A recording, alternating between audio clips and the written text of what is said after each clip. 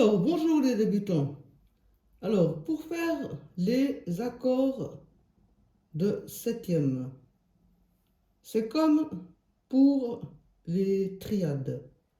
Pour les triades, on compte 1, 2, 3, 4 pour une triade majeure, ça donne la tierce, plus 1, 2, 3, ça donne la quinte. Et puis pour pouvoir faire la septième mineure, on compte encore 1, 2, 3 et on a la septième mineure. Puis si on compte 1, 2, 3, 4, on a la septième majeure.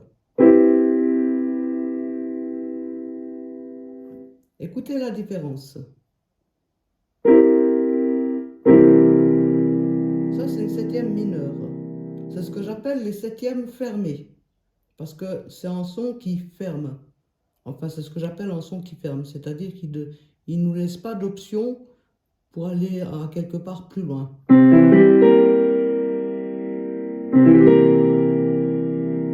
C'est utilisé beaucoup dans le blues, dans le rock, dans le gospel, dans la soul music, dans le funk. C'est utilisé aussi dans le classique. Et la septième majeure, c'est utilisé beaucoup dans toutes les sortes de jazz. Et ça, j'appelle ça une septième ouverte. Parce que cette septième-là peut facilement nous amener à faire une neuvième. Ou une treizième. Ou une onzième.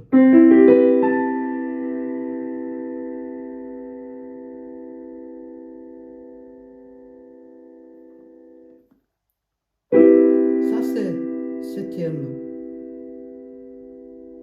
On appelle ça septième majeur 7, maj 7. Et ça, on appelle ça C7 sur Do. C7, C maj 7. Pour le Ré, c'est pareil. Ça, c'est une septième. C'est D7. Et ça, c'est D maj 7. Avec celle-là.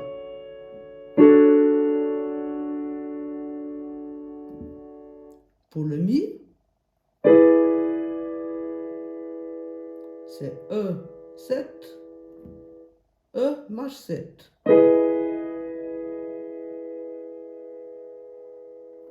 Et ainsi de suite.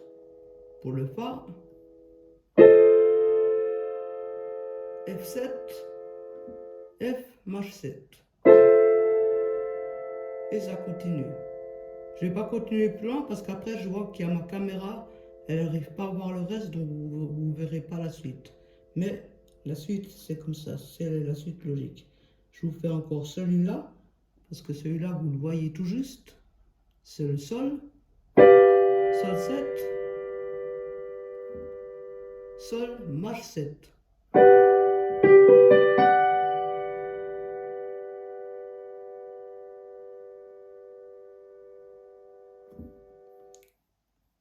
Vous pouvez aussi, par exemple, pour Do, vous pouvez le prendre comme ça.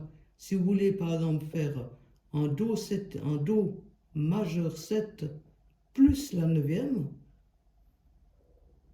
vous pouvez jouer, par exemple, Do, Sol, avec la quinte.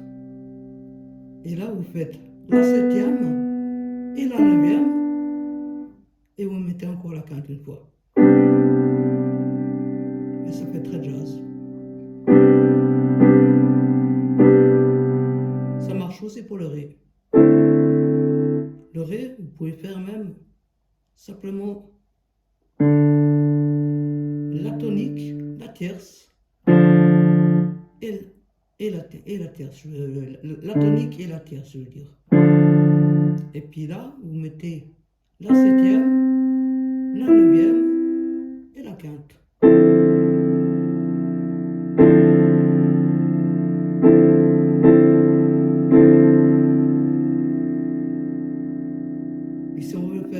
2-5, eh ben, le 2-5 du Ré, ben, le 5 du Ré, c'est le Sol. Donc on peut faire directement où on y met le Sol 7 et ça nous donne ça.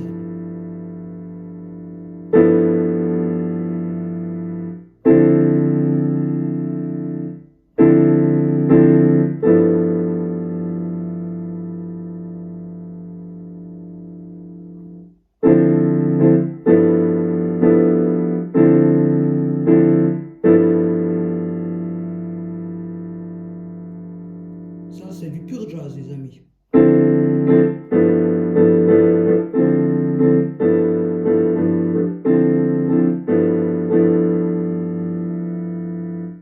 Ou un Do, si vous finissez sur Do, c'est majeur 7.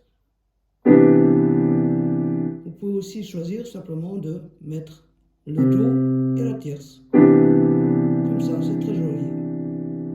Même pas la quinte. Le Do et la tierce. Comme ça, il n'y a aucune note qui est doublée. Vous voyez? Vous devez chercher à ne pas doubler les notes quand vous répartissez les accords sur les deux mains. Vous cherchez à ne pas doubler les notes. Là, je ne double aucune note. J'ai ma septième majeure, la neuvième, la quinte sur la droite, et sur ma main gauche, j'ai la tonique et la tierce.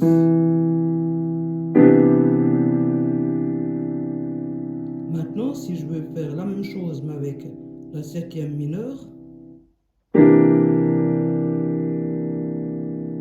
et voilà, j'ai la septième mineure. Et ça peut faire une sortie pour le blues. Si par exemple je fais...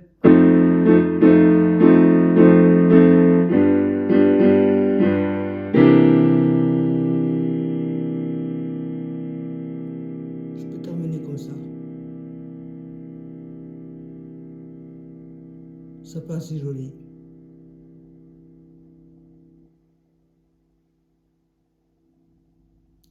Et ça, c'est un renversement. J'ai renversé totalement, mais j'ai renversé depuis la septième.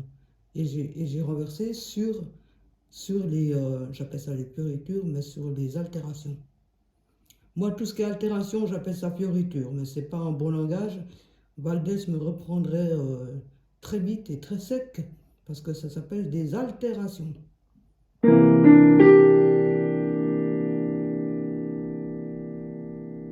Mais tout ce qui est triolet, tout ça, j'appelle ça fioriture. C'est un défaut de langage que j'ai attrapé quand j'étais enfant. Donc ça date d'il y a 25 ans en arrière.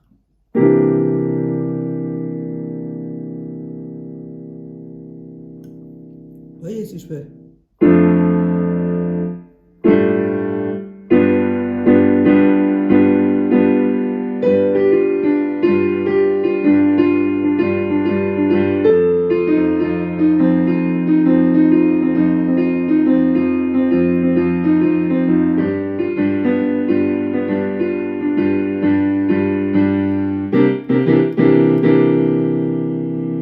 Ça termine bien ma chanson.